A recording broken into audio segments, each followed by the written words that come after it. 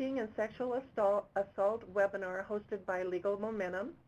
To begin today's presentation, I'd like to introduce Eliana Theodorou, Program Associate with the National Judicial Educational Program. Eliana? Hi everyone, this is Eliana Theodorou speaking.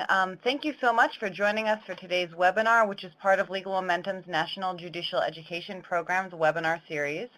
Founded in 1970, Legal Momentum has been advancing women's rights and creating innovative public policy for 45 years.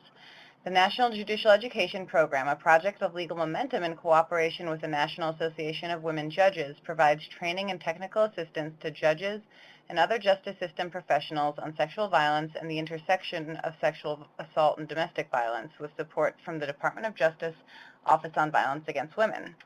Today's webinar, The Intersection of Stalking and Sexual Assault, will be presented by Michelle Garcia, Director of the Stalking Resource Center at the National Center for Victims of Crime. The Stalking Resource Center's mission is to enhance the ability of professionals, organizations, and systems to effectively respond to stalking. Michelle has over 20 years of experience working with victims of stalking, sexual assault, and domestic violence in both rural and urban settings, and advocating for victims' rights on a local, state, and national level. She has been director of the Stalking Resource Center since 2006. Without further ado, I will turn it over to Michelle, who will present today's program. Thank you so much, Eliana, and to Brenda for facilitating the webinar today. It is a pleasure to join you and to be working with Legal Momentum on this, particularly during this month. January, as many of you know, is National Stalking Awareness Month, an opportunity to raise awareness in our own communities about the realities of stalking. And so while we only have a week left, I hope many of you have been engaging in activities for Stalking Awareness Month. And if you're looking for additional resources for activities in your community, I do want to encourage you to visit the Stalking Awareness Month website, which is stalkingawarenessmonth.org, and I did just post the link to that in the chat. So like Legal Momentum, the Stalking Resource Center works in partnership with the U.S. Department of Justice Office on Violence Against Women, and so we'd like to thank them for their continued support. Before we jump into the content for today's webinar, we'd actually like to get a bit of a sense of who is joining us today. And so we will be using some of the interactive features, and so we want to take a short poll to see what your occupation is. So a short poll should arise quickly, and Brenda will be bringing that up, and you should be able to scroll through and click what your occupation is. So Brenda, can you go ahead and put that poll up? Thank you so much. So if everyone could just take a moment and go through and note your profession, and it is a rather long list, so be sure you do scroll down so you have an opportunity to include yourself. And if you don't see your profession represented, there is an opportunity to enter in other information. All right. So we see folks. All right, we've got quite a few people from dual sexual assault and domestic violence programs. Also a good representation from folks working in standalone sexual assault programs, as well as domestic violence programs, attorneys, campus folks, folks working on campuses. Excellent, great. Government agency, law enforcement, mental health professionals, coalition representatives. Oh, great. Excellent. And, you know, I think it is great to see people from so many different disciplines, so many different organizations, because in our perspective, stalking and as how it intersects with sexual violence and domestic violence, these are such complex crimes, and so many issues arise that no one person, one agency, one department can handle all of the concerns associated with these cases, and that it truly takes a collaborative response. And so it is great to see so many people from so many different disciplines represented here. All right, Brenda, you can go ahead and close that poll. Thank you so much. So today what we're going to do is we're going to start with an overview of just defining stalking, what is it, so that we're all on the same page. And then what we're going to do is look at how does stalking specifically intersect with sexual assault. So starting with defining stalking. Oh, actually we have another poll, sorry, here. We have another question. Brenda, thank you for bringing that up. have you worked previously with a stalking victim or offender? And so if folks could take a moment to complete that poll. All right, excellent. Well, it looks like most people have had experience working with stalking victims or offenders, about 3/4, which is great. And one thing that I do want to say is that any time throughout the webinar today, please use the question and answer box to type in any questions you might have about any of the content that we're covering. We will be monitoring that box, and we have time built in at the end to address your questions. And definitely we want to be hearing from you about the types of experiences that you've had working with these cases, working with victims, and working with offenders. All right, thank you so much.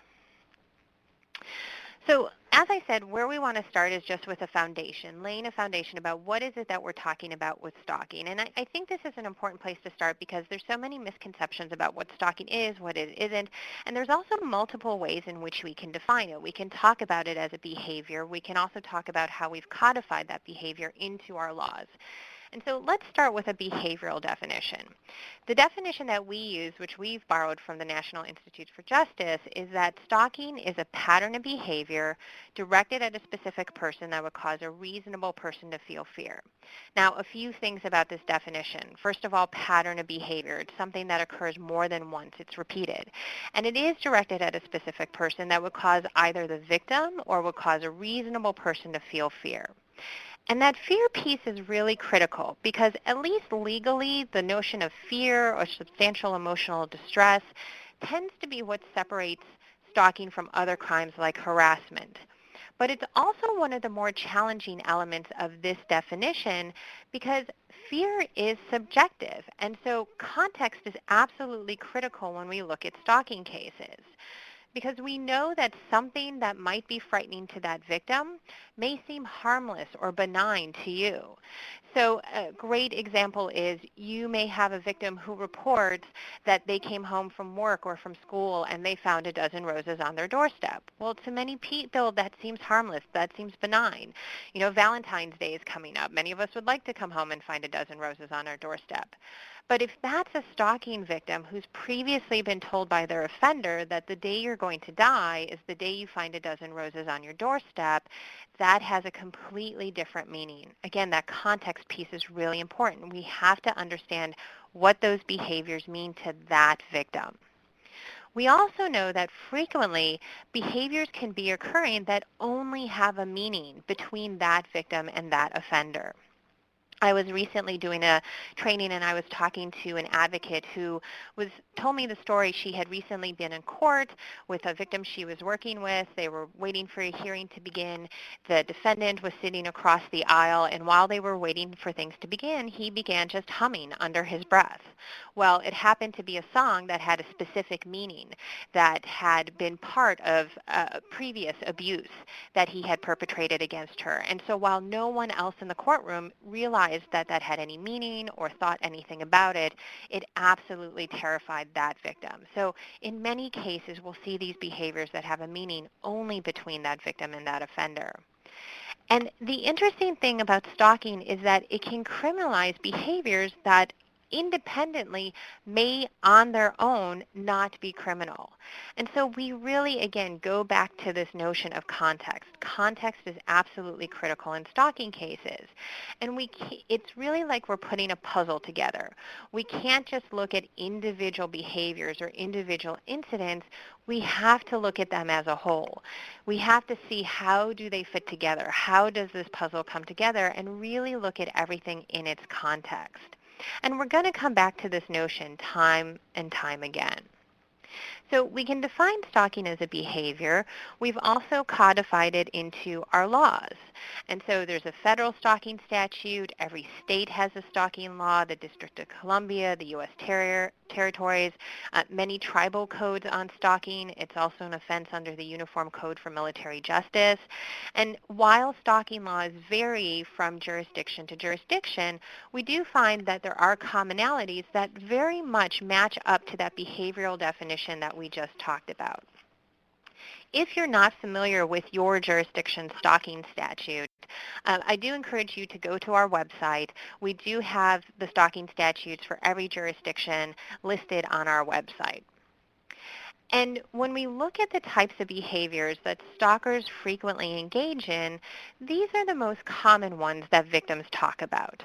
So the offender is using email or social media or instant messaging to send messages. They're leaving items for the victim. They're leaving gifts, cards, flowers. So again, behaviors that on their face may seem harmless. They may be sneaking into a victim's car or home and doing things to scare that person. We've been hearing increasing stories of offenders who are breaking into the victim's home, and they're not damaging property, they're not stealing anything, they're just moving things, just to let the victim know that they were there. They may be monitoring, watching, following, spying on them, and in many cases they may be using technology to do this, like GPS devices, spyware, cameras. They're leaving messages, text messages, voicemails. They're making calls and hang-ups. And then most commonly they're approaching the victim, or they're showing up in places the victim is or waiting for the victim. And these are all the types of behaviors most of us typically think about when we think about stalking. But when we look at this list of behaviors, so many of them individually are not criminal behaviors. Leaving a voicemail, texting someone, leaving someone flowers, showing up in a public place, on their own, these are not criminal acts. So again, we have to look at context. We have to look at the full course of conduct, because when we see these individual incidents within that course of conduct, then this pattern of stalking may very well emerge. And when we look at stalking and stalking dynamics, we also know that there are certain individuals who are more likely to experience stalking. So while stalking can occur at any point in the lifespan to any person, we know that 18 to 24-year-olds tend to have the highest rates of stalking victimization, that women are more likely to experience stalking. They're nearly 2 times more likely to experience stalking. Most offenders tend to be male, but we do see some gender differences based on the gender of the victim. So for female victims, most often offenders tend to be male, but for male victims, they're equally likely to be stalked by a male or female. And in most stalking cases, the victim and the offender are going to know each other in some capacity. So this could be an acquaintance, which can include friends, neighbors, coworkers, classmates. It could be that person that you see at the coffee shop every morning. It could be a family member. In some small number of cases, it will be a stranger, but what we find is most often, in about 50% of the cases, the stalker is going to be a current or former intimate partner. So boyfriend, girlfriend, spouse, ex-boyfriend, ex-girlfriend, ex-spouse. And one of the things we know is that stalking tends not to happen in a vacuum, that we often see stalking intersect with other crimes like sexual assault, like domestic violence. And this is building on what we already know of intersections of, say, between domestic violence and sexual assault. Legal Momentum, their National Judicial Education Project, is a leader in really raising awareness both around programming around sexual assault, but really those links between sexual assault and domestic violence, looking at intimate partner sexual assault. And this is such a critical piece, because when we think about the concept of intimate partner sexual assault, one of the things that we have to realize is so often these are serial offenders, but with a single victim. So you may have an offender who's repeatedly raping the same person, but yet we rarely call those offenders serial rapists, but indeed that's what they are. And so we know that there's this connection between domestic violence, between sexual assault. And when we start looking at that connection between sexual assault and stalking, we recognize that both of these crimes independently occur at very high rates. So when we look at some of the most recent data that we have, so the Centers for Disease Control and Prevention since 2010 have been conducting an annual survey called the NISVIS, the National Intimate Partner and Sexual Violence Survey. And it's a large-scale national survey that looks at intimate partner violence, sexual violence, and stalking in the U.S. The most recent data that they've released has been from 2011, and what they found was that in a one-year period, 1.9 million women had been sexually assaulted, and that over the course of a lifetime, 19% of women and 2% of men had been raped. When we look at stalking, what they found was that 5.1 million women and 2.4 million men had been stalked in 1 year, and that 15% of women and 6% of men were stalked in their lifetime. So individually, we know that both of these crimes are occurring at very, very high rates. But how do they intersect? How might these behaviors intersect? And actually, I'd like you, if you would like to use the chat feature, how do you think stalking and sexual assault might intersect? Either how have you seen it intersect in the cases that you've worked on, in the victims or the offenders that you have worked with, or how do you think, if you haven't had that experience, how do you think stalking and sexual assault might intersect? So take a moment, type any of your responses into the chat feature about just what do you think? How do you think stalking and sexual assault might intersect? All right, so I see folks are typing. We'll give people just a few minutes. Okay, the dynamics are so similar, both about power and control. Stalking can lead to sexual assault. Rape victims are targeted and chosen, so stalking may be some of that pre-sexual assault behavior. Yes, many people are talking about power and control. Stalking occurring both before and after the sexual assault, and we're going to explore those absolutely. Using stalking to identify vulnerable victims or potential targets. Serial offenders who are stalking multiple victims or multiple victims over time. They may also both be part of an abusive relationship, absolutely, going back to those intersection pieces that we often see the stalking, the sexual violence, all within that context of an abusive relationship. Some talking about stalking evolving into sexual assault, and in many cases stalking does escalate to other forms of violence, whether it's physical violence or sexual violence. Great, all great comments. And we do frequently find that stalking and sexual assault does intersect. We're going to focus on 3 ways in which stalking and sexual assault might intersect. First, when you have a stalker who threatens to sexually assault the victim. Second, when you have a stalker who attempts to get someone else to sexually assault the victim. And then finally, when you have a stalker who actually sexually assaults the victim.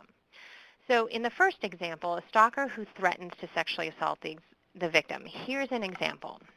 This was a case from last year where you had a perpetrator who last year had been convicted of sexually assaulting 3 women and exposing himself to 2 others. Prior to this conviction, 4 years previously, the same perpetrator had been convicted and sentenced to 41 months in prison and then some additional supervised release for stalking multiple women. So what he had been doing is he had been making repeated, harassing, threatening phone calls to more than 1,200 numbers across Canada and the United States. And he was threatening the women that he was calling with very graphic and explicit threats to commit sexual assault and rape against them. And so here you had a perpetrator who started out making threats, who was engaging in stalking behavior, so repeated communications directed at specific people with these threats of sexual assault. And then 4 years later, he escalated his behavior to actually committing sexual assaults.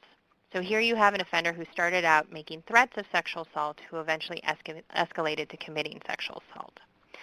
You might also have cases where you have an offender or perpetrator who actually tries to get someone else to commit a sexual assault. So one example of a case, there was a victim and the offender who had been in a previous relationship. They had dated for about 3.5 years. They had lived together for part of that time. The victim was a student and worked as a bartender and waitress. The defendant worked for a communications company, and their relationship ended primarily because of the defendant's substance abuse issues. After they broke up, some stalking behavior began. The defendant repeatedly was showing up at the victim's workplace and also just repeatedly calling her. One day, a friend of the victim saw the defendant throw some items into the parking lot of the victim's workplace. When they went to retrieve the items, what they found were that these were photos, and many of them were nude photos of the victim. Now, the victim had no recollection of these photos ever being taken. She had not consented to have nude photos of herself taken, and she did not recall these photos ever being taken. The assumption has been that at points when the victim was unconscious. Either she was passed out or she was asleep. The offender then took these photos of her. At one point, law enforcement did talk to the offender, and he denied that he had a substance abuse problem. He denied drug use. He denied having the photos or distributing the photos. He denied repeatedly calling the victim or showing up at the victim's workplace. 1 month after they broke up, the victim applied and received a temporary restraining order. After the restraining order was in place, the behaviors continued. The victim began to find flyers around her neighborhood, her workplace, and her school. Now, all of these flyers included some of those nude images of her, as well as pieces of identifying information that included her name, her home address, her work address, her home phone number, her social security number, and language encouraging men to contact the victim for sex. So these flyers were meant to appear as if the victim had posted these, soliciting men to contact her for sex. 5 months after the breakup, the victim discovered that there was an ad posted on Craigslist under her name that included the nude photos of her. And again, it included much of that identifying information, her name, her phone number, her workplace, and also captioned with text reading, "Seeks a lot of anything."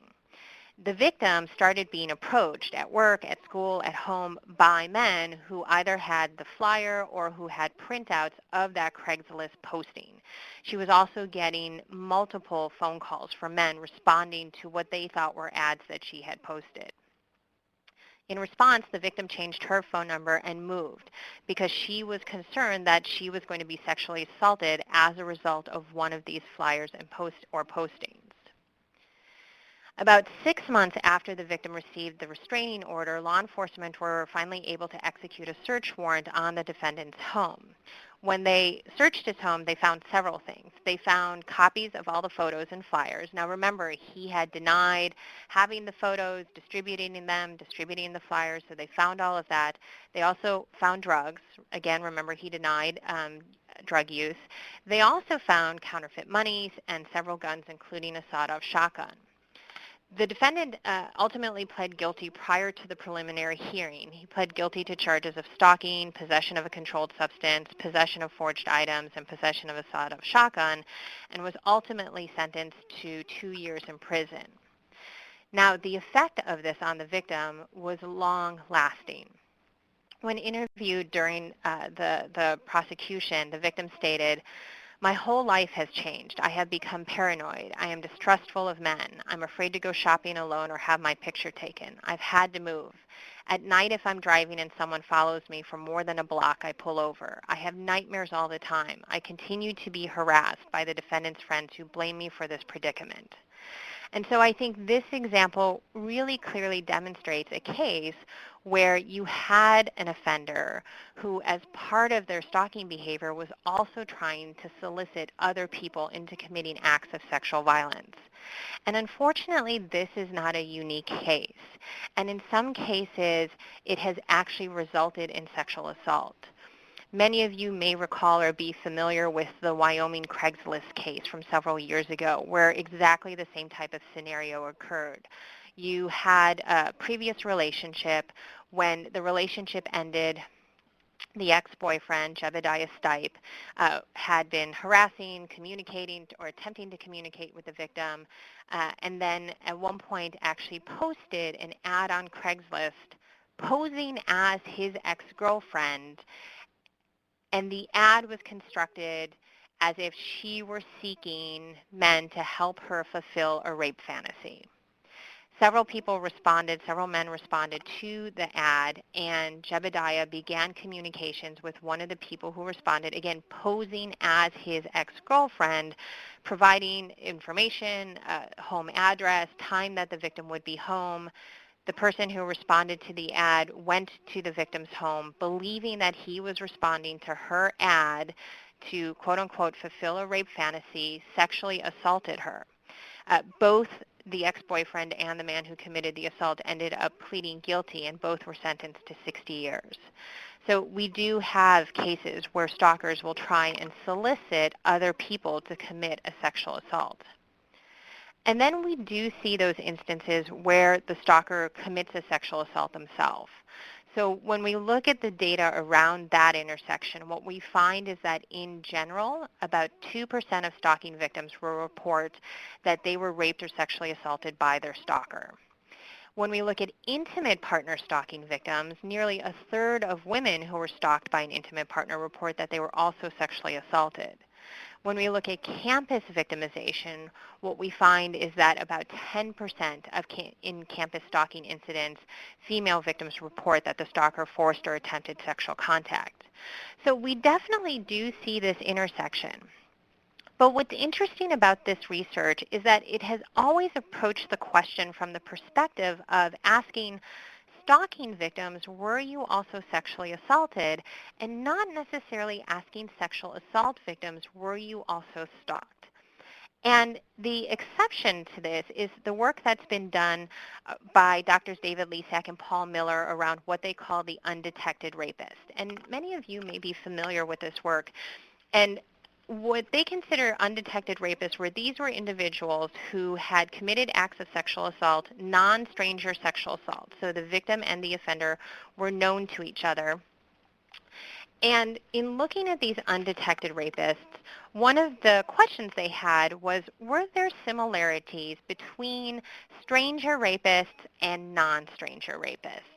And so there's a really robust body of literature around stranger rapists and some of their behaviors. And when they looked at the research, they found that stranger rapists often engaged in these patterns of behavior, that they would identify a potential victim or a target, and they may watch them over a period of time, whether this is hours, days, weeks, months. They would do it to learn their routine. So when do they leave home? Do they leave a door unlocked or windows open? Do they park their car in a remote area of the parking garage? They might also try to gather information about that person, again, to either identify vulnerabilities or to disarm that person. So when we look at this type of pre-assault behavior, this monitoring, watching, surveilling, information gathering, could we think about some of this behavior as stalking? And so then the next question is, when we look at non-stranger rapists, do they engage in the same types of behaviors? And so Drs. Lisak and Miller, they conducted a survey with nearly 2,000 men. These were college men, all volunteer participants. And they asked them questions about their sexual behavior, never once asking them, have you ever raped someone, but asking them questions about behaviors that would meet a legal definition of sexual assault. So things like, have you ever had sexual intercourse with an adult when they didn't want to because you used physical force if they didn't cooperate? Now, what they found was out of the over 1,800 men, the overwhelming majority of respondents were not perpetrators, are not rapists. The vast majority of men are not. It was a very small number. It was less than 7%. It was 120. But out of those 120, more than half were serial offenders. So 76 of the respondents who identified, who met that criteria for rape or attempted rape, talked about committing multiple offenses. The 120 committed a total of 483 self-identified sexual assaults, but the 76 repeat rapists committed 439 of them, averaging nearly 6 sexual assaults each. And again, these crimes don't happen in a vacuum. More than half also talked about other acts of interpersonal violence against adults or against children. Now, following the surveys, Dr. Lisak conducted interviews with these serial offenders, and he found some commonalities amongst these serial offenders.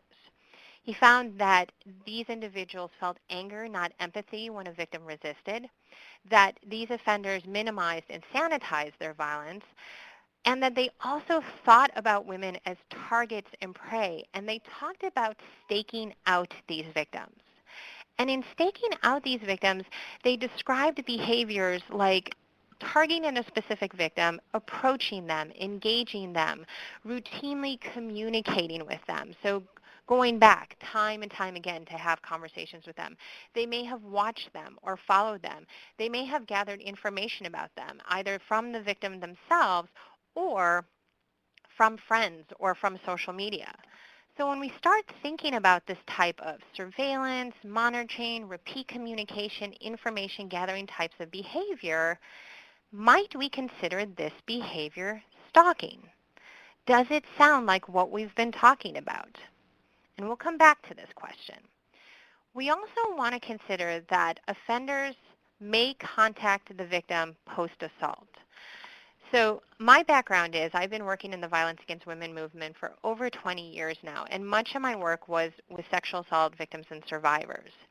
And what I can say is that in the majority of the cases that I worked with, the victims were contacted by the offender after the assault. And frequently that post-assault communication broke down into one of four categories. The offender might contact the victim in order to threaten them into silence. So you better not tell anyone, or you better not report. If you do, something is going to happen to you. Or if the victim had reported, to recant. They might contact the victim to try and discover what is the victim thinking about what happened. How are they considering the interaction? What are they labeling it? And particularly if there had been drugs or alcohol involved, perhaps trying to discern what does the victim actually remember about what occurred. In some cases, they may actually try to frame that incident. So they may try and get the victim to think that, oh, yes, you were a willing participant in this. You were so drunk at that party last night. You were all over me. You instigated everything. And so they may actually try and shape how the victim is thinking about what occurred. And in some cases, you have offenders who may not think that they did anything wrong. And so they actually want to maintain social contact. If they see that victim again, it's just, hey, how's it going? Or we're having another party next weekend. Why don't you stop on by? So that post-assault contact can take a number of different forms, and it can happen in many different ways. And so yes, it may be in-person contact. It may be that the offender runs into the victim or purposely seeks out the victim, but it could also be calling or texting. It may be through a third party, getting a friend or someone else to talk to the victim and see, oh, have they told anyone what's happening, or to intimidate that person. They may be using social networking sites. So they may post about the victim on the post to the victim on a victim social networking site, or perhaps post about the victim on their own site. Here's an example from a case from several years ago. This image is a Facebook posting. This is a screenshot from this particular individual's Facebook page. This individual in the photo had been accused of sexually assaulting one of his fellow students. In the aftermath of the sexual assault, the victim was told by a friend, hey, you need to search for photos of yourself on Facebook. Now, for those of you who are familiar with Facebook or other social media, you know that if you post a photo on Facebook, you can tag that photo with the name of whoever is in that photo. So then if you search for photos by name, any picture that that person is tagged in will come up in that search. Well, what this individual had done was, after the sexual assault, took this photo and posted it to his own page. And in the photo, he has a knife in one hand, a handgun in the other, a cell phone under his ear, and the caption is, making phone calls and threats. And what he did was he tagged it with the victim's name. So when she did a search for herself, that photo came up. Now, I would consider that a threat, but it wasn't a threat that was directly communicated to her. So again, when we think about post-assault contact, we have to think very broadly about how that might occur. So now, if we go back to our original definition of stalking, a pattern of behavior directed at a specific person that would cause a reasonable person to feel fear. And we look at a situation like the one we just may have explored, where you have that individual who initially engages someone, who is having repeated communication or contact, who keeps showing up where they're at, who might be gathering information about them. We see this initial behavior, which frequently we could think of as grooming behavior, right? But we also have to acknowledge that if the behavior ended at this point, and there was no sexual assault afterwards, this is common, whatever you want to call it, affection-seeking, hook-up, wooing, courting, whatever terminology you want to use, that happens in all of our communities repeatedly in any given day. And in and of itself is not problematic, but we need to look at the full course of conduct. So then you have this initial grooming behavior, then a sexual assault occurs. And I would pose that at that point the victim is absolutely afraid of the offender. And if there's any post-sexual assault contact, that fear continues. And so when we look at this as a full course of conduct, not individual acts, but from the moment of first engagement through an assault, through any post-assault contacts, is this a course of conduct directed at a specific person that would cause a reasonable person to feel fear? And so let me ask you, what do you think? Do you think there's a connection between sexual assault and stalking? So Brenda will bring up that poll for us. And if folks could take a moment to just register their vote, is there a connection between stalking and sexual assault?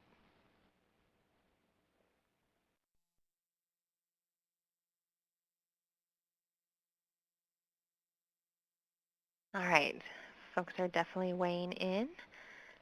And overwhelmingly, people are saying yes. There are some folks who are unsure, which is absolutely fine. And if you have specific questions, please use the Q&A. All right. Okay, so overwhelmingly, people are saying yes. And from our perspective at the Stalking Resource Center, absolutely we see this intersection between stalking and sexual assault. And one thing I want to highlight, okay, Brenda, you can go ahead and close that poll. One thing I want to highlight, going back to this course of conduct piece, is that with stalking, fear does not have to attach to every single incident. And fear doesn't have to attach in that moment in time.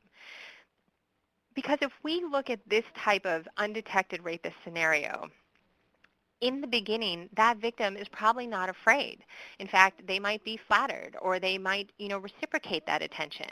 But then as the conduct evolves or as the conduct changes, that fear might kick in. And this is true of stalking in general. When we look at victims' reactions, most often as the stalking begins, the most common responses victims are reporting is not fear, but it's anxiety, it's concern, it's anger in many cases. But as the behavior continues or as it escalates, that fear or substantial emotional distress may absolutely become a component of it. And we also know that in many cases, stalking can be going on for quite some time before the victim is even aware of it. But once that awareness is there and we go back and we look at that full course of conduct, again, we ask, is this a course of conduct directed at a specific person that would cause a reasonable person to feel fear? So most of you said that there is a connection between stalking and sexual assault. Okay, is there any benefit to making that connection? What do you think? Do you think there's any benefit to making that connection? Please go ahead and use the chat feature if you think there's any benefits and what you think those benefits might be. And we'll give folks a moment to go ahead and put in their responses.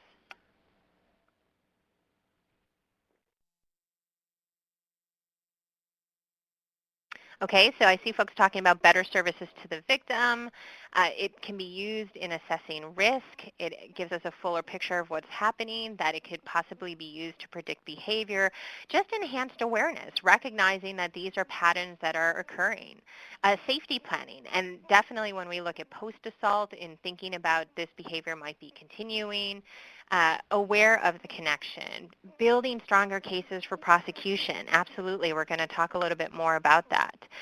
Training, so that we're training responders to be able to recognize it. Improving investigations, prosecutions, putting the blame solidly on that perpetrator rather than on the victim. Validating a victim's experiences and fears, giving advocates more information and tools to talk with victims about. Absolutely. I think all of these are benefits that we can see in making that connection between stalking and sexual assault. I think one of the really, some of the important pieces I just want to touch on are that validation of victims' experiences, looking at increased opportunities for intervention as well as offender accountability.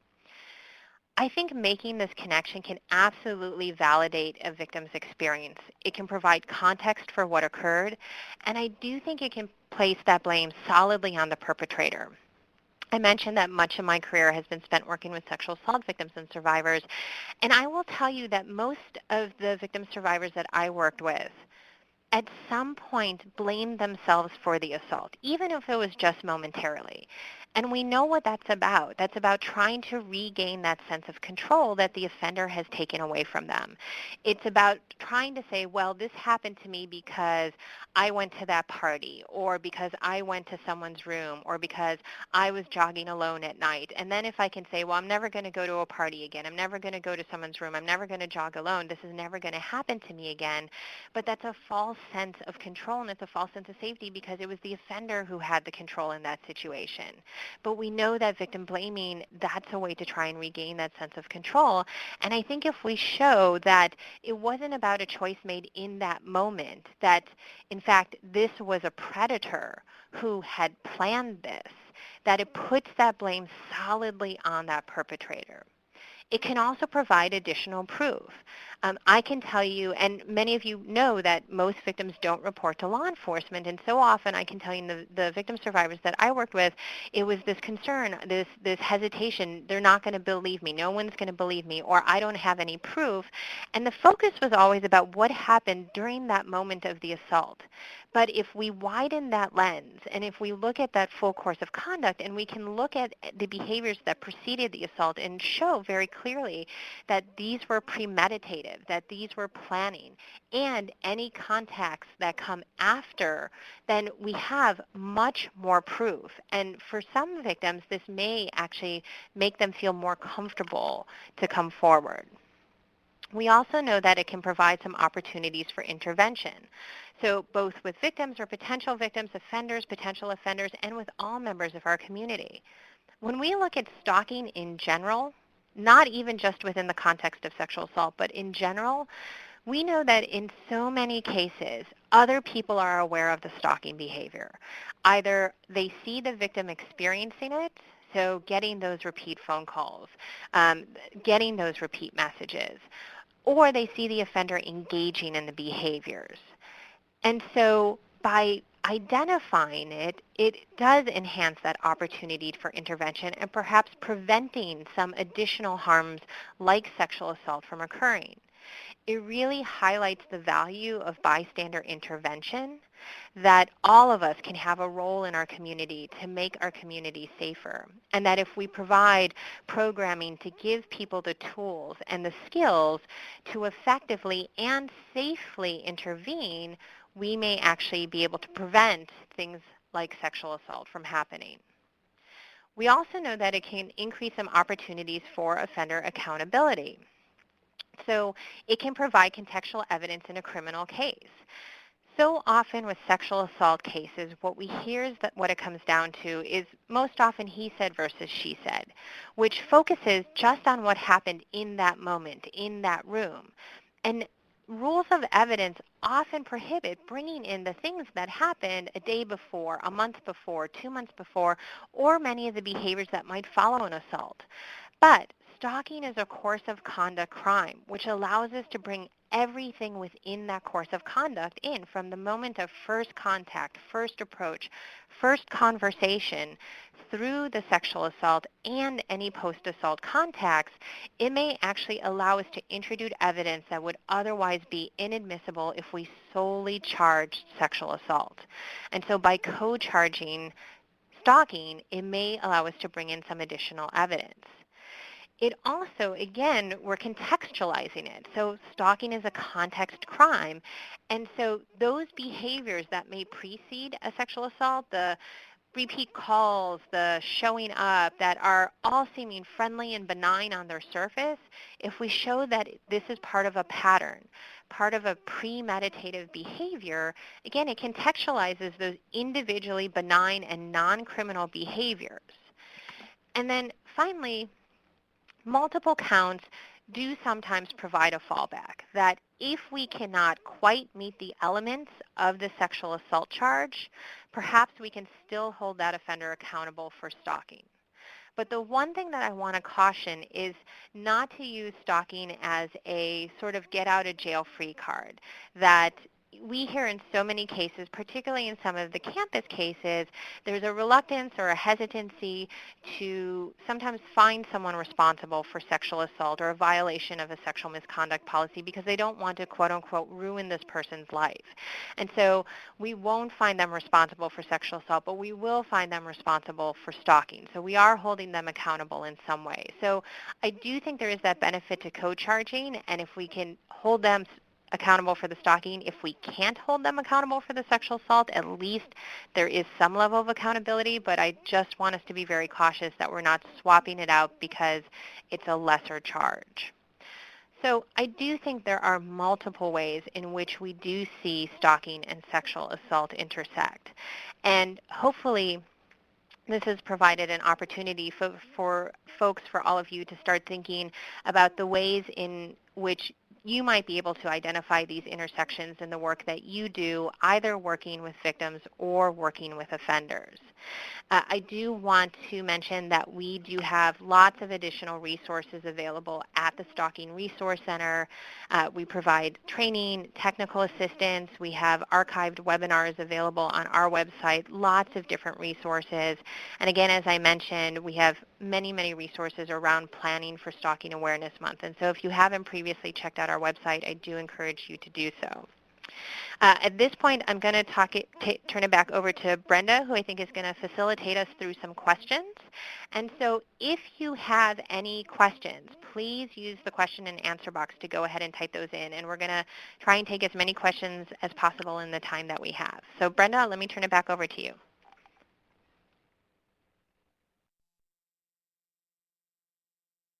Just a reminder that if you have questions now for either Michelle or myself, you can put them in the question and answer box.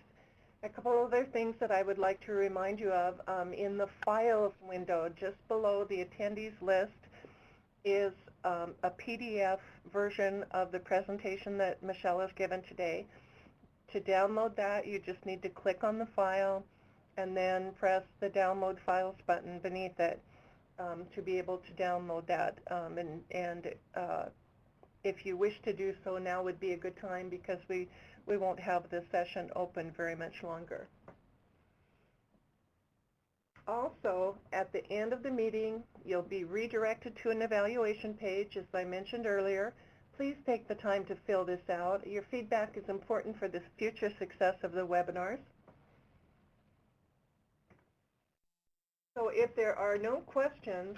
I actually do see some questions, so why don't you go ahead and address those then before I close? Okay. Yes. Hold on. Let me try and expand this so I can see the full questions. Right. There's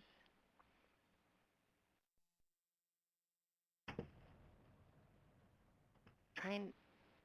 Brenda, do you know how to expand the question so I can see the full question? I'm just seeing the first line of each question. If you click on the individual question, it'll open a larger box, and I'll expand the window a little bit. There we go. Thank you. That helped. So one question is, do you find that victims have been disregarded because the perpetrator's behaviors are viewed as the victim being paranoid? So in many stalking cases, yes, absolutely. And I think perpetrators actually often rely on this. I think they rely on the fact that sometimes the stories that victims are going to tell are going to sound unbelievable, outrageous, paranoid, or out-and-out crazy. And much of the behaviors that stalkers engage in, I think, is designed to do this. So the example that I gave earlier of offenders who are, breaking into victims' homes or cars and they're just moving things to let them know they're there, well, think about it from a victim's point of view.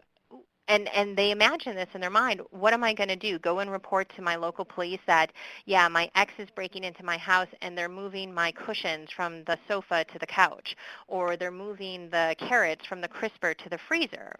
That sounds ridiculous. And I think offenders do rely on this. I think they rely on the fact that sometimes those stories are going to sound paranoid, are going to sound outrageous.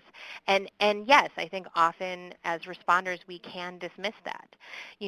In this presentation, we really didn't talk about some of the technologies that offenders are using to stalk, and that is an additional concern because so many of these technologies, give offenders capacity that if you don't know the technology exists, it does sound paranoid. So if you had someone who came to you and said, yes, last night my computer turned itself on and then it threatened to kill me, that sounds unbelievable. That sounds paranoid, but there is a form of technology out there that could actually make that happen.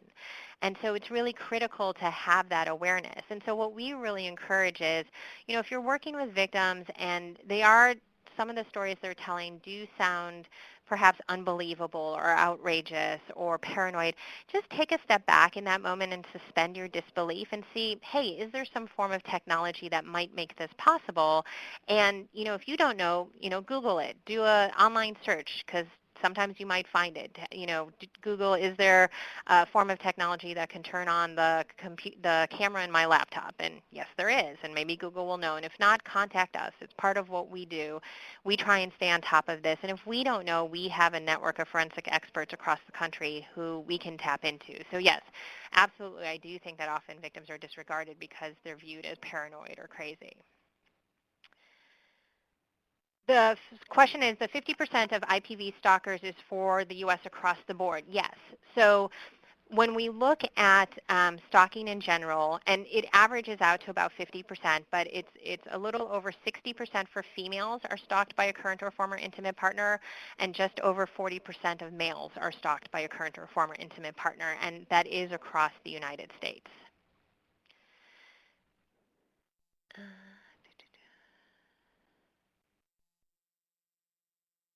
I'm scrolling through the questions. There's a question, if you're sexually assaulted while you are married to the perp, is it more difficult to prove in court? And I will also invite Eliana to jump in here because this is so much of the work that they do, but I know there are additional challenges. And, even if we look at historically in our criminal justice system, for many, many years, that was an exemption to sexual assault laws, that there was this marital exemption, that it wasn't considered actually a crime of sexual assault. And while, to my understanding, no state anymore has that marital exemption, there are some additional challenges. Eliana, do you want to weigh in on this? Sure. Yeah, that's correct. While no state has a complete marital rape exemption anymore, there are, in several states still, there are remaining lesser penalties, or it's limited, like especially short limited reporting periods for marital rape victims. And we really see very, very few marital rape cases reported to law enforcement, or if they are reported, they very rarely go to trial. So I would imagine that, yes, there are very, very similar barriers and extreme barriers to reporting stalking by a spouse and to law enforcement or to anyone, and to having it taken seriously. It would be very difficult since you're already living with that person. But we do know with respect to sexual assault and other types of domestic violence that separation is the most dangerous time for victims. So when as many people noted earlier, when the perpetrator or the abusive partner starts to lose control, that would be a very dangerous time for victims. But this is certainly an area that our organization should explore further together to discuss the unique impact on marital victims of stalking.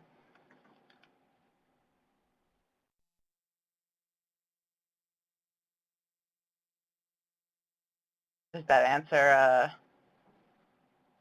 Yes, thank you so much. Okay. I appreciate it. Thank you so much. There is a question about how many cases end in the victim being suicidal or actually committing suicide. There's some research that found that about 25% of stalking victims either attempt or complete a suicide attempt. So that is a significant number, about a quarter of victims. Has social media and online dating been found to have contributed to these crimes, or the intersection? When we talk about technology like social media and online dating, one of the things we know is that technology definitely facilitates stalking. It doesn't cause it. Stalking is a behavior probably as old as time itself, and it existed long before the invention of the cell phone. But technology makes it so much easier, whether it's communicating or trying to communicate with someone, monitoring someone, gathering information about someone, tracking someone. The technology absolutely facilitates it. But what we find is that, often I think this question comes out of a perspective of thinking, oh, somebody identifies somebody on a social media site or a dating site that is unknown to them, and then they become the target of the stalker. But what we actually find is that in most cases, the victim and the offender already know each other, and the offender is then turning to social media to actually facilitate that stalking behavior as part of other behaviors. So they're viewing a victim's social networking site to find out where is this person, what are they doing, who are they with, or monitoring it or using it as a way to try and communicate. And when we look at the tactics, so if we go back and we look at the NISFIS, the CDC report that I mentioned earlier, when we look at the behaviors that stalking victims are experiencing, actually the lowest number is that social media piece out of all the behaviors that we listed. So while we do find that it occurs in many stalking cases, that it's not necessarily increasing the numbers.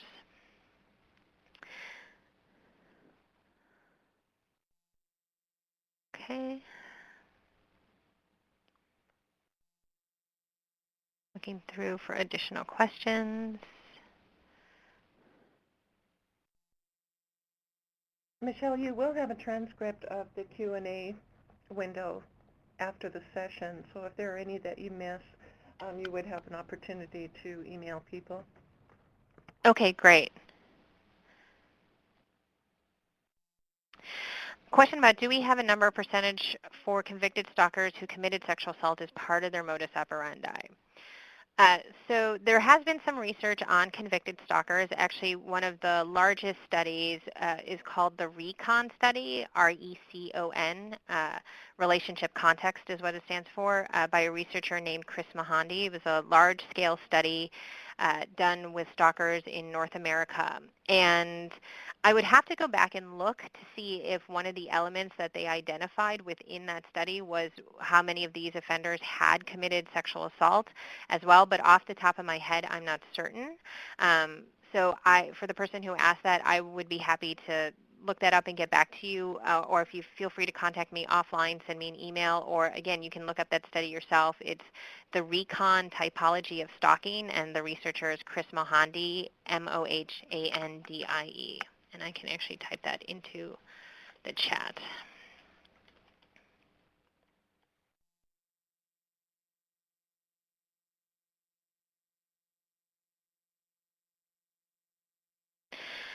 I also wanted to give one additional resource while I'm thinking about it. When I was talking about Dr. Lisek's work on the undetected rapist, I mentioned he had done a follow-up interview with many of the serial offenders.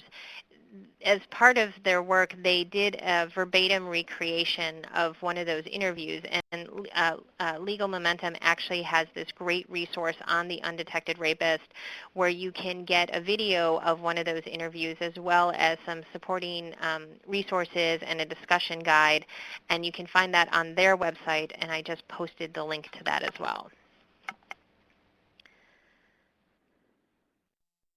Question about, are all states different as far as introducing prior convictions or behaviors? It's not necessarily that states are different. The rules of evidence tend to be the same. It's a sort of common conception of the rules of evidence and what's considered 404B evidence. But what I would say is, in practicality, how that might function in jurisdiction to jurisdiction might look a little bit different. And so, talk to your prosecutors, talk to your attorneys who are working with victims and handling these cases to see how it's actually being handled in your jurisdiction. Somebody did note that the closed captioning is typing the word stalking, S-T-O-C-K-I-N-G, for the word stalking, S-T-A-L-K-I-N-G. That may be a little bit of my Midwestern accent, but just to note that if you are looking at the closed captioning, we are talking about stalking.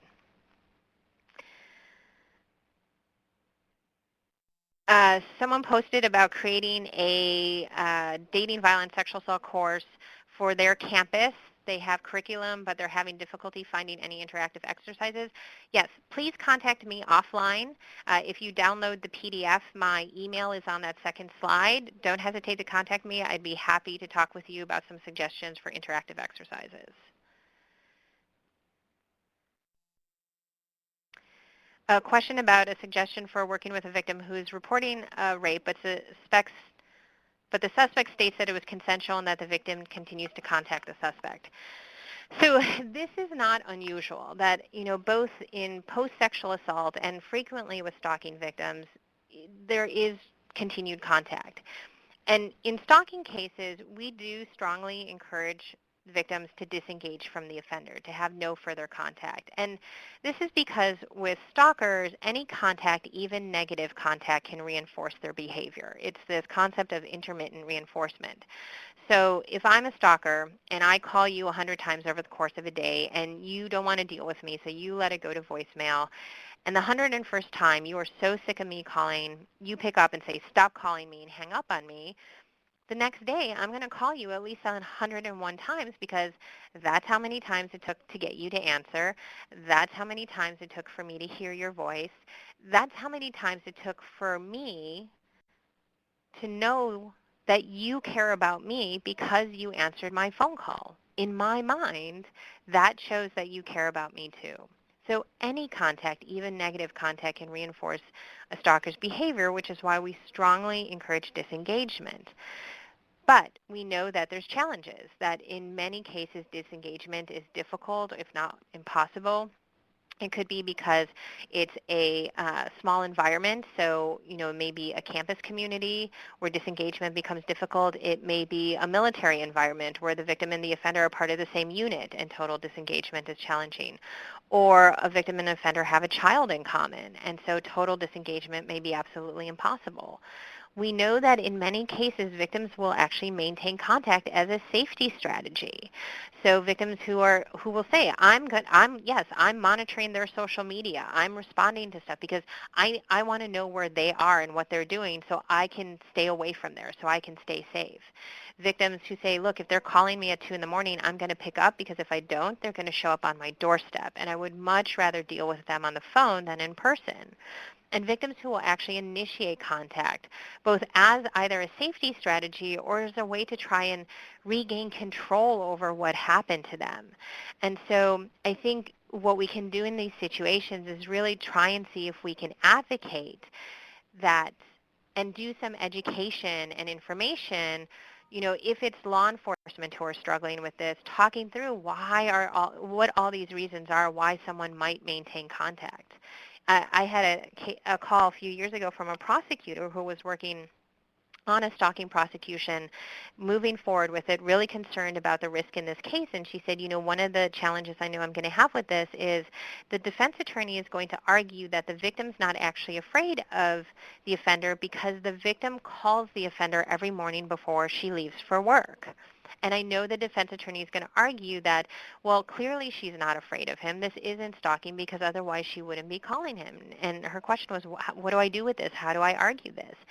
And we talked for a while, and I said, go back and talk to the victim and ask her why she's doing this. The prosecutor calls me back about a week later and says, the victim explained to her that she calls because if the offender answers, she knows the offender's at home, and the offender lives far enough away that on those days, she knows she can walk out of her house, get into her car, drive to work, and walk into her workplace safely. But if the offender doesn't answer the phone, she doesn't know where he is. He might be sitting at the end of her driveway. So on those days, she doesn't go into work. She calls in sick or she telecommutes. And so sometimes it's just doing that education, doing that advocacy to explain why someone might actually maintain contact. Question, are police in the U.S. being systematically trained with respect to these issues? And I will say yes, that is absolutely part of what we do, what we're funded by the Department of Justice to do. A vast majority of our work is actually going around the country and providing training to law enforcement, prosecutors, judges, victim service providers, and other allied professionals. The Stalking Resource Center was established in 2000, and so we've been in existence for almost 15 years now. And in that time, we have provided training and technical assistance to over 100,000 individuals across the United States, but that's still just a drop in the bucket when we think about how many law enforcement, prosecutors, judges, criminal justice professionals there are out there. And so one of the things I will offer is the training that we do, we will come to your community and provide that training. So if you go to our webpage and you click, there's a training tab. It talks about the different types of training that we offer, as well as how to go about getting us to come to your community.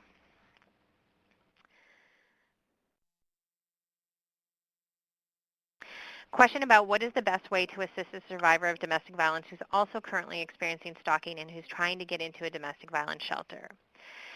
And to a certain degree, the answer to this is it depends. It depends on what's happening in this particular person's scenario.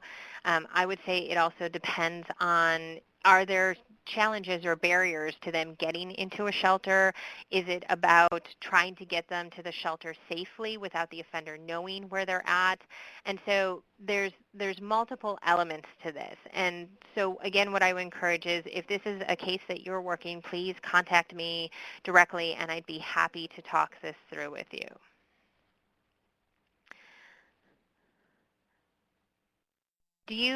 Don't you agree that culture and upbringing has a lot to do with this type of action? I will say that our culture, there's definitely a contributing element. One of the biggest challenges I think there is still to absolutely recognizing stalking both for what it is and the seriousness of it is that this behavior is so normalized in our society. I think one of our biggest challenges is that we socially normalize stalking, that the way that it is portrayed in media, in music, television, movies, in so many different venues is that it's either not a big deal or that it's romantic or it's a joke. I encourage all of you, do a online search for the term stalking t-shirt, and you will find hundreds of examples.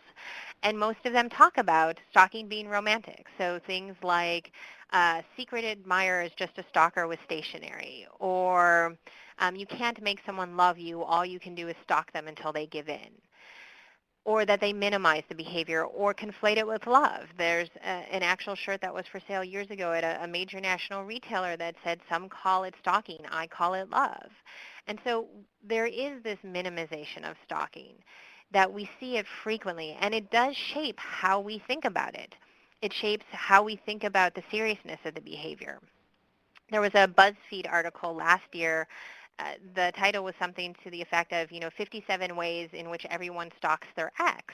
And we actually had a conversation with the author and, talked about some of the challenges associated with this and that it's not a behavior that everyone does. And the types of examples she was giving was not really stalking. It's like, oh, looking at an ex's social media site. Well, looking at someone's social media site in and of itself is not stalking that person. And in the course of this conversation, she talked about, oh, I'm using the term colloquially. Well, that's actually part of the problem, that there is actually a colloquial use for the term stalking, that we use it to refer to any sort of repetitive behavior. And when we use it to refer to something other than a pattern of behavior directed at a specific person that would cause a reasonable person to feel fear, it influences how we think about it. So yes, I absolutely think our culture does have a lot to do with this.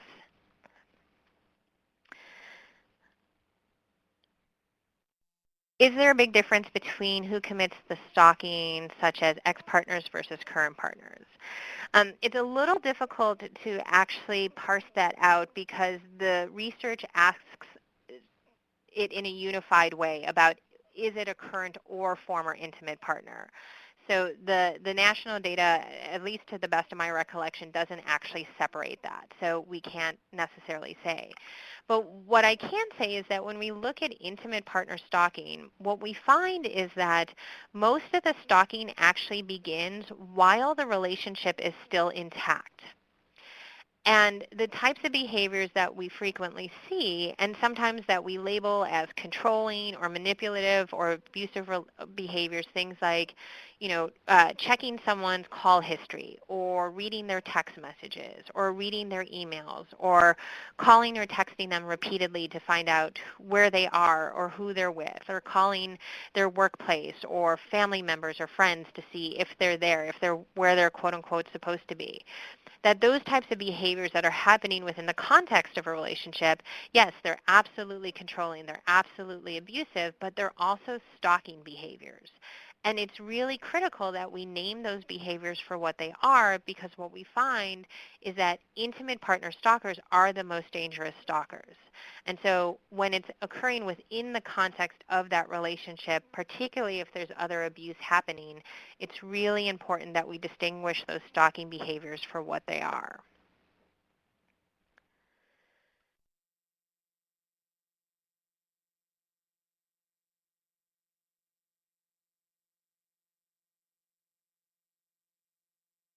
So, sorry, I'm still scrolling through questions here.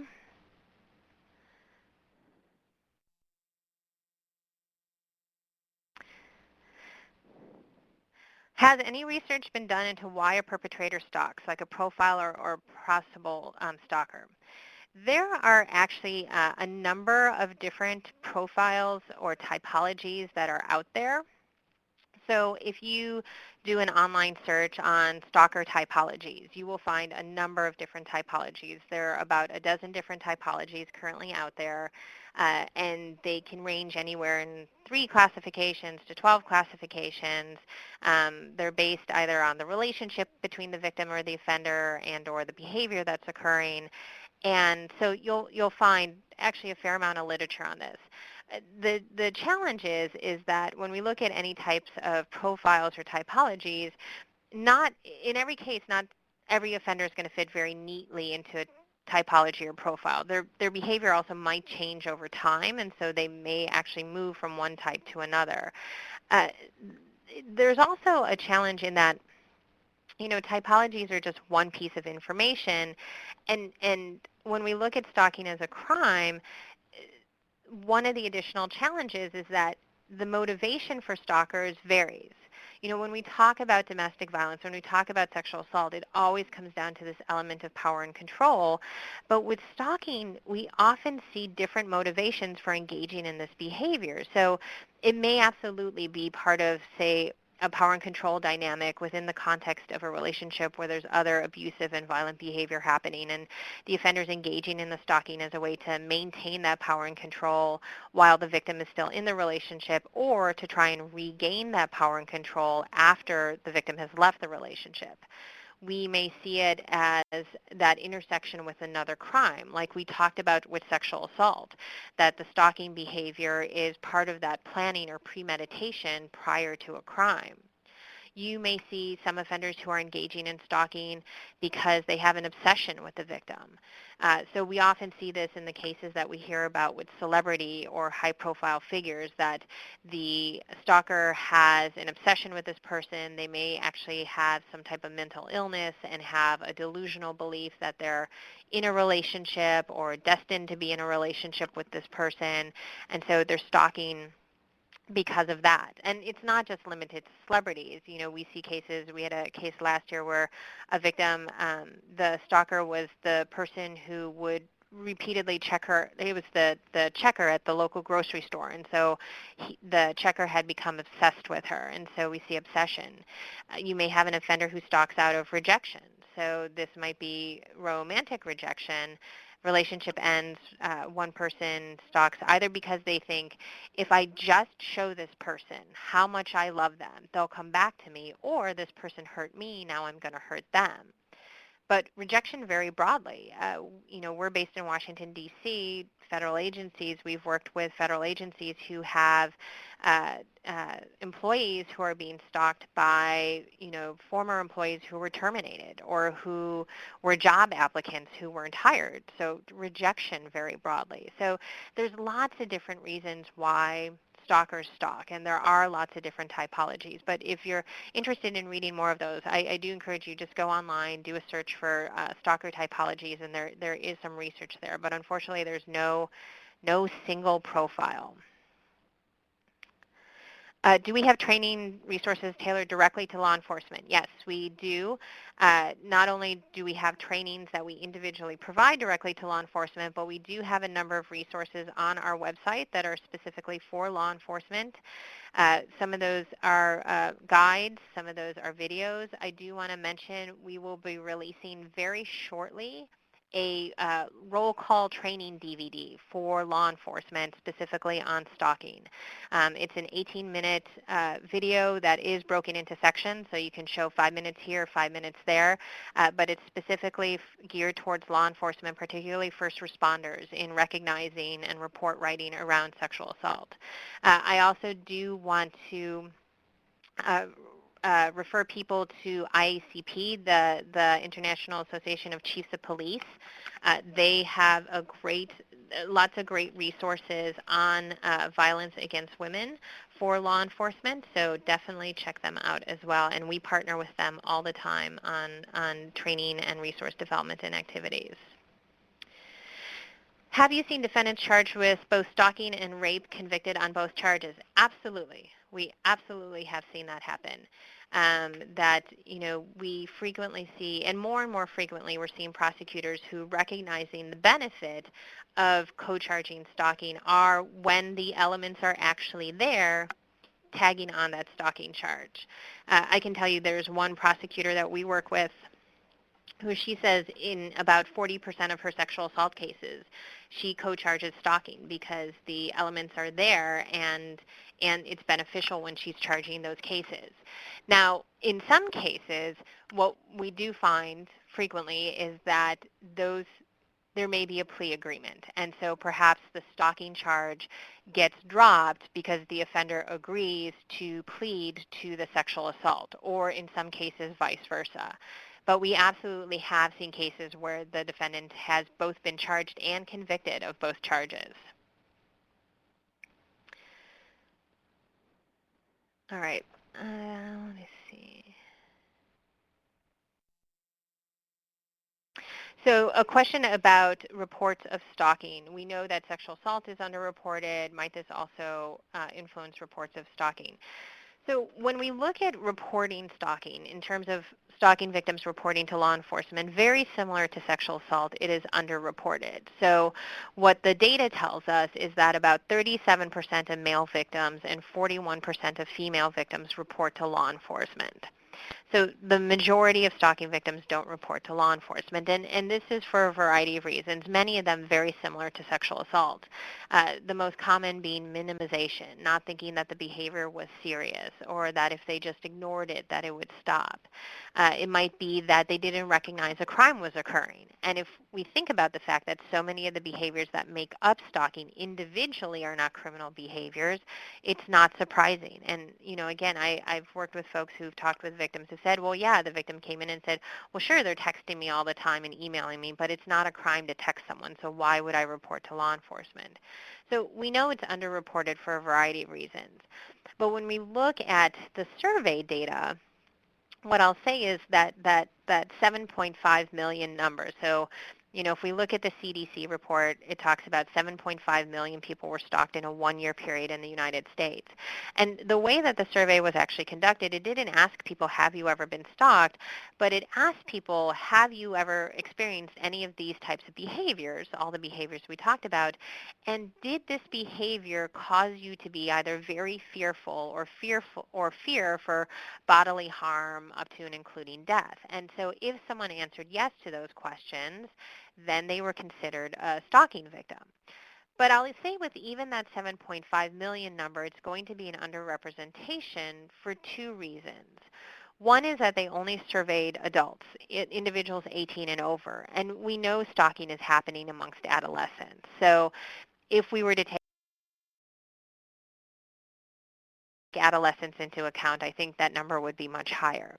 The second piece is even that definition that they use, the did this behavior make you very fearful or fear for bodily injury, including death, that concept or that qualifier of very fearful is very conservative because if we look at our stalking laws across the country, there is no stalking law that qualifies fear in that way.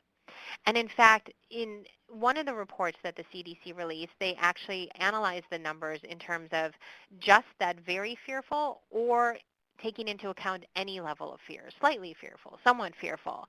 And when they opened up fear to include fear of any level, the numbers changed dramatically. So in the 2010 report, the numbers between that conservative and non-conservative definition changed significantly. So that 7.5 million, I do think, gives us a sense of how frequently stalking is happening, but it will still be an underrepresentation. One person comments about non-intimate partner stalking in California has a much harder standard of proof. Any way of getting law enforcement and judicial affairs issues trained to recognize some of these issues? California has several unique challenges. One is that it is one of only 2 states left in the country that has a credible threat requirement, and that's that clear and convincing piece for stalking. So, one thing is recognizing that the inherent challenge within the law, but I think it's about, again, training folks to being able to put together the cases that demonstrate that credible threat element. And the prosecutor that I mentioned earlier, who co-charges about 40% of her sexual assault cases with charging, is actually a prosecutor in California and is doing some really great work. And so I do think it's just a training element. And we have had the opportunity to work with a number of criminal justice professionals throughout the state. And again, if you contact me offline, I'd be happy to talk through more resources with you.